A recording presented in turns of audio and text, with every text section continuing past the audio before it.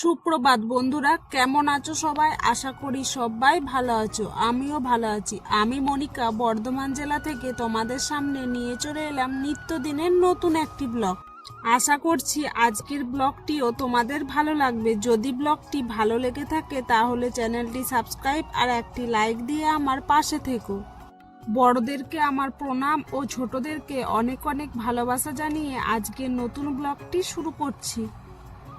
ব্লগটির প্রথমের যে ইন্ট্রোটা সেটা আমি জানো তো ক্যামেরা অন করে মুখেই বলেছিলাম, কিন্তু ভয়েসটা এত আস্তে হয়ে গেছে, ওই জন্য ওই সাউন্ডটা কেটে আবার নতুন করে ভয়েস দিলাম। তো দেখো, আজকে সকাল সকাল ঘুম থেকে উঠি আমার রুমটা একটু পরিষ্কার করতে লেগে গেছি। আজকে মনা ঘুম থেকে আমার সাথেই উঠে গেছে জানো তো, ওই জন্য ওকে ব্রাশ করিয়ে দিয়েছি, তারপর ওকে ব্রেকফাস্টও করিয়ে দিয়েছি। এখন ও দাদুর ঘরে।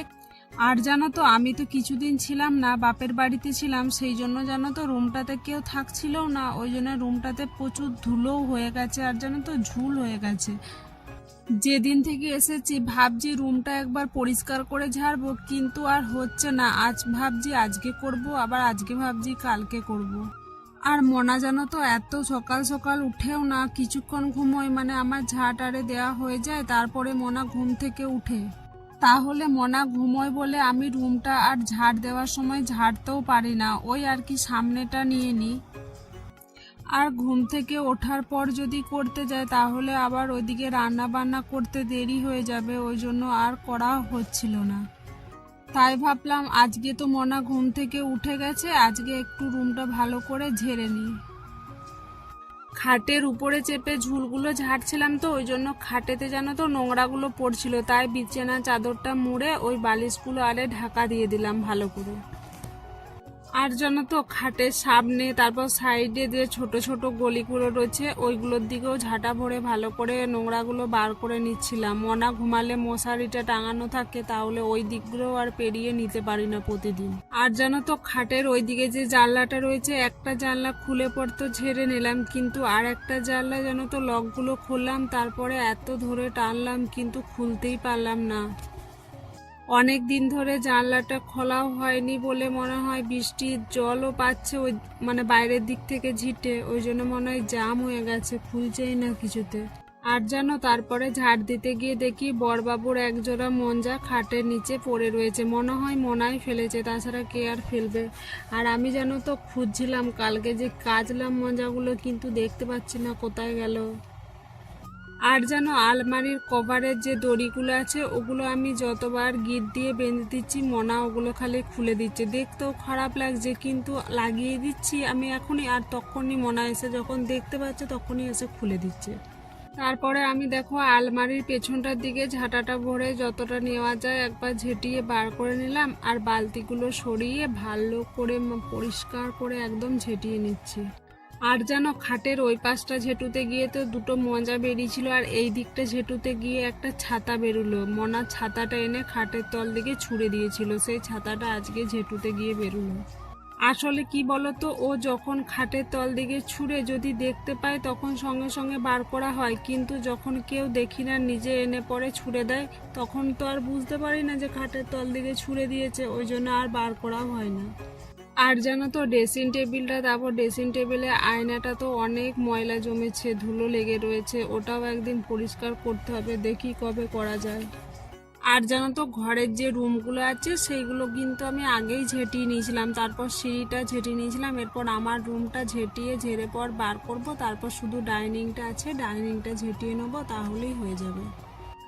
আর আজকে বাইরে জানো তো মনে হচ্ছে আকাশটা একটু পরিষ্কার করবে, জানলা দিকে দেখে দেখো দেখো মনে হচ্ছে যে একটু রোদ দেবে আজকে।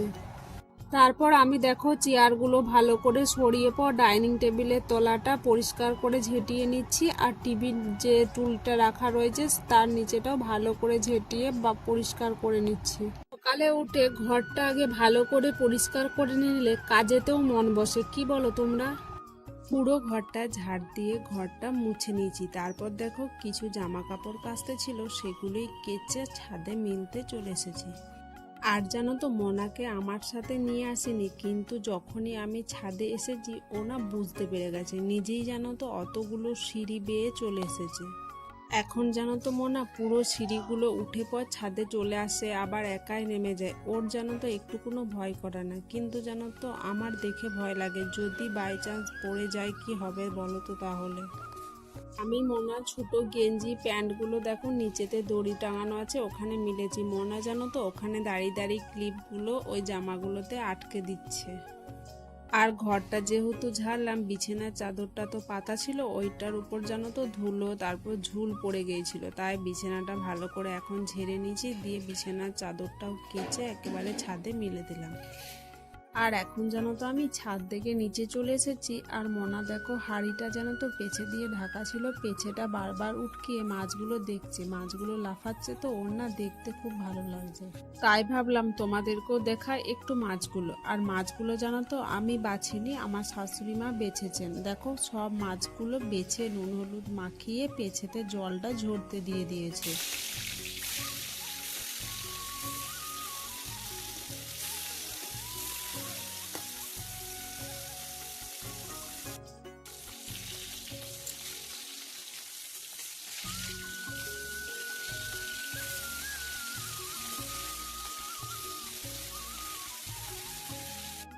আর আমার জানো তো সব মাছগুলো ভাজা হয়ে গেল। আর দেখো এদিকে আমি ছোট্ট কড়াইটাই করে কচুটা সেদ্ধ করে রেখেছিলাম, ওটাই আমি রসুন মশলা দিয়ে তারপর বড়ি দিয়ে কচুর তরকারিটা করে নিচ্ছি।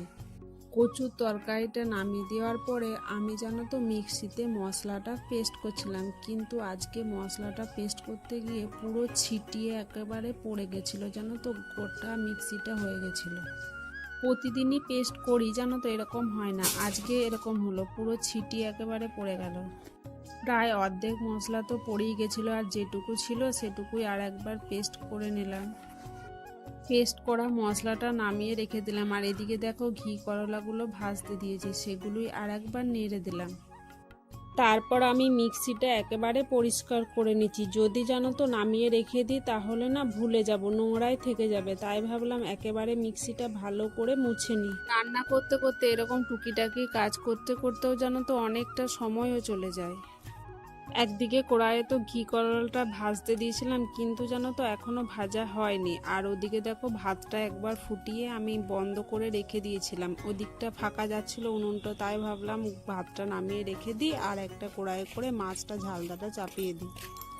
আর আজকে জানো তো রান্না চাপাতে অনেকটা দেরিও হয়ে গিয়েছিল, তাই আমি এদিকে তাড়াহুড়ো করছি একটু। এদিকে দেখো বড় কড়াইয়ে পেঁয়াজগুলো ভেজে মিক্সিতে বেটে রাখা মশলাটা দিয়ে হালকা কষিয়ে নিলাম, তারপরে জল দিয়ে দিলাম। আর জানো তো আমি ভাবলাম গ্যাসটা একেবারে খাটিয়ে দিয়ে আস্তে আস্তে হবে, কিন্তু গ্যাসটা খাটাতে গিয়ে আমি না বন্ধ করে দিয়েছিলাম, তাই দেখো আবার গ্যাসটা জ্বালিয়ে নিচ্ছি। আর জানো তো মোনার জন্য প্রেসার কুকারে করে ভাতটা চাপিয়েছিলাম, সেই ভাতটাও দেখি হয়ে গেছে, তাই ছাঁকনি করে ছেঁকে নিচ্ছি, কিন্তু দেখো ওটা ক্যামেরাতে উঠেনি, আমি ভিডিওটা এডিট করতে যাওয়ার সময় দেখলাম। এদিকে কড়াইয়ে তো ঘি করলাটা কখন থেকে চাপিয়েছি হচ্ছিলই না, তারপর আর কিছুক্ষণ নাড়লাম, দিয়ে দেখছি হয়ে গেছে, একবারে থালাতে নামিয়ে রেখে দিলাম। আর দেখবে ঘি করলা হোক আর এমনি করলা হোক একটু কড়া করে ভাজতে অনেকটা সময়ও লাগে। ঘি করলা ভাজাটা তো নামিয়ে নিচ্ছি, তাহলে এদিকে তো গ্যাসটা ফাঁকা হয়ে গেছে, ওই জন্য দেখো এইদিকের গ্যাসে ভাতটা একবার চাপিয়ে দিয়েছিলাম, ভাতটা একবার ফুটিয়ে রেখেছিলাম আর একবার ফুটিয়ে নিলাম, তাহলেই হয়ে গেছিলো। দিয়ে পর দেখো ফ্যানটা ঝরিয়ে নিচ্ছি। আর ওই কড়াইটাতে দেখো এখনো মাছ ঝালদাটা হচ্ছে, ঝালদাটা একটু ফুটে যাক, তারপর মাছগুলো দিয়ে একেবারে নামিয়ে নেবো, ততক্ষণে ভাতটা উবুর করে দিই। রান্না বান্না তো হয়ে গেছে, কিন্তু বেসিনে কত বাসন জড়ো হয়েছে দেখো, আজকে মুড়ি খাওয়ার পরে একটা বাসনও ধোয়া হয়নি, সব বেসিনেতেই পড়েছিল, তারপরে আবার রান্নার বাসনগুলোও জড়ো হয়ে যায়। আজকে যে ভয়েসটা দিচ্ছি সেই ভয়েসটা জানো তো অনেক বাইরের আওয়াজ আসছে, আমি ছাদে বসে ভয়েসটা দিচ্ছি, আজকে মনা না খুব জ্বালাচ্ছিল, ভয়েস দিতে পারি নাই তো। আজকে জানো তো মোনার খাওয়ার সময় হয় নাই, কিন্তু ও বারবার ভাত খাবো বলছিল আর কাঁদছিল ভাত খাবো ভাত খাবো করে। আর আমার জানো তো বেসিনে অনেক বাসন জড়ো হয়েছিল, তাহলে ওকে খাওয়াতে গেলে বাসনগুলো ধুয়ে বাগাতে আবার দেরি হয়ে যাবে, ওই জন্য ও ঠাকুমা একবার ওকে বাইরের দিকে নিয়ে গেল, আমি বললাম আর কি একবার বাইরের দিকে নিয়ে যাও ঘুরিয়ে আনো, তা করতে করতে আমি বাসনগুলো ধুয়ে রান্নাঘরটা বাগিয়ে নিই একটু। একবার করে আমি জানো তো ভেবেই পাই না যে বেসিনে এত বাসন কি করে হয়। এই তো কটা মানুষ, তাদের আবার এতগুলো করে বাসন জড়ো হয় কি করে। বাসনগুলো মেজে পর ভালো করে জল দিয়ে ধুয়ে নিলাম, তারপরে বাসনের জায়গায় রেখে দিয়েছি। এরপর দেখো গ্যাসটা মুছে নিচ্ছি, যে দেওয়ালগুলো আছে গ্যাসের পাশে ওগুলো ভালো করে মুছে নিচ্ছি। কারণ কি বলো তো, তেল ছিটে ছিটে লাগে তো। আর জানো তো গ্যাসটা মুছা না হতে হতেই মোনা না ঠাকুমার সাথে ঘুরে চলে এসেছিল, আবার এসে পরে ভাত খাবো বলছিল। ওই জন্য আমি ওকে ভাত খাওয়াতেই চলে গেছিলাম। আর জানো তো আজকে এখনো জলও ধরা হয়নি, ওকে ভাবলাম খাইয়ে চান করিয়ে দিই তারপরে জলটা ধরবো। আজকে মোনার জন্য সাদা ভাত করেছিলাম, আর গাজর পেঁপে দিয়ে মাগুর মাছের ঝোল করেছিলাম। আর ঘরের জন্য তো কচুর তরকারি, ঘি করলা ভাজা, মাছ ঝালদা হয়েছে। ও দেখো ঘরের তরকারি থেকে ঘি করলা ভাজা আর কচুর তরকারি নিয়েছে খাওয়ার জন্য। মোনা দেখো খিদে পেয়েছে বলে কাঁদছিল, কিন্তু দেখো ও এখনো একটাও ভাত খায়নি, শুধু তরকারিগুলো খেয়ে নিচ্ছে আগে। তারপর আমি বললাম ভাতগুলো খাও, খিদে পেয়েছে তোমার। তারপর দেখো ঝোল দিয়ে, তারপর কচুর ঝোলটা দিয়ে মাখিয়ে নিজে নিজেই খাচ্ছে। আজকে জানো তো মোনার মনে হয় সত্যি করেই খুব খিদে পেয়ে গেছিল। সকালে কিন্তু খাইয়েছিলাম যেমন খাওয়াই, কিন্তু তবুও আজকে খিদে। কষ্টের কথা কি আর বলবো গো বন্ধুরা। জানো আজকে সকালবেলায় যখন আমি কেচে ছাদে মিললাম, তোমাদেরকে তো ভিডিওতে দেখিয়েছি, মিলে যেমনি নিচে গিয়ে রান্নাঘরে রান্না চাপিয়েছি আর বৃষ্টি নামিয়ে দিল, সব ভিজে গেছিলো। তুলি নাই গো, ভিজেই ছিল। বললাম ভিজেগুলো আর তুলবো না, মেলায় থাকুক। তো তখন থেকে বৃষ্টি নামিয়েছিল, বৃষ্টি বন্ধ হয় না। এখন বাজে দুপুর 3টে, সবাই খেয়ে দিয়ে একটু শুবে, এখন রোদ দিয়েছে। তা বলো, এরপর মিলতে হবে সব, বসে থাকো, কখন জল নামাবে আবার। সারাদিন রোদ দেবে না, এই দুপুর 3টের সময় রোদ দিয়েছে, সব কপাল। তো বন্ধুরা একেবারে চলে এলাম বিকালবেলায়। মোনা তো দুপুরবেলায় খাওয়া দাওয়া করে ঘুমিয়ে গেছিল, এখন দেখো বিকালবেলায় উঠে গেছে। আর উঠে পরে দেখো ও ট্যাডিটা নিয়ে খেলা করছে। আর দেখো খাটের উপরে চেয়ারটাকে তুলে বসে আছে। আজকে দুপুরে জানো তো বেশিক্ষণ ঘুমায় নাই, বলতে গেলে আধ ঘন্টা। যেখানে ও 1.5-2 ঘন্টা ঘুমায়, তার জায়গায় আজকে আধ ঘন্টা ঘুমিয়েছে, বলতে গেলে চলে। ঘুমায় নাই, অনেকক্ষণ উঠে গেছে। কিন্তু আমি তোমাদেরকে ভিডিওতে এখন 5টা থেকে দেখাচ্ছি। ঘুম থেকে উঠে দাদুদের রুমে খেলা করছিল, অনেকক্ষণ খেলা করছিল। তারপরে আমার কাছে এলো, আমি ততক্ষণ শুয়েছিলাম, ও এলো তো তাই দেখো এখন উঠেছি, দিয়ে লাইটটা জ্বালাইয়েছি।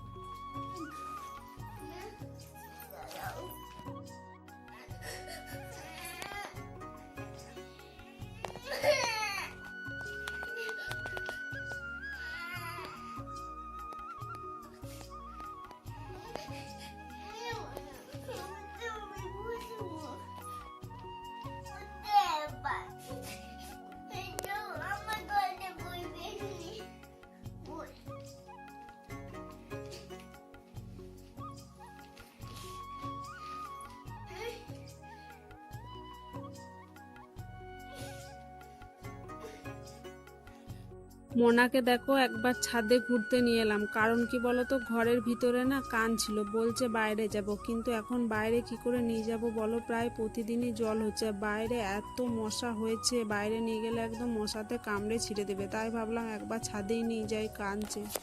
কিন্তু দেখো ছাদে নিয়ে এলে কি হবে, ওর খেলা দেখো, যত জামা আটার ক্লিপগুলো আছে সব ক্লিপগুলো নিয়ে দড়িতে আটছে, ফেলছে। আর শুধু নিচেতে ফেলছে না, যেন ছাদ থেকে বাইরের দিকে ছুঁড়ে পড়ে ফেলে দিচ্ছে। তো বন্ধুরা আজকের ব্লগটি আমি এখানেই শেষ করছি। আশা করছি আজকের ব্লগটিও তোমাদের ভালো লেগেছে। আর যারা আমার ভিডিওটি এখনো পর্যন্ত দেখছো তাদেরকে তো অসংখ্য ধন্যবাদ। আর যারা পুরনো সাবস্ক্রাইবার হয়ে আমার পাশে আছো তাদেরকেও অসংখ্য ধন্যবাদ। আর যারা নতুন বন্ধু হয়ে আমার ভিডিওটি দেখছো তাদের কাছে একটাই অনুরোধ করব, চ্যানেলটি সাবস্ক্রাইব করে আমার পাশে থেকো। সবাই সুস্থ থাকবেন, ভালো থাকবেন। কালকে দেখা হবে আপনাদের সাথে আমার নিত্যদিনের নতুন ব্লগ নিয়ে। টাটা।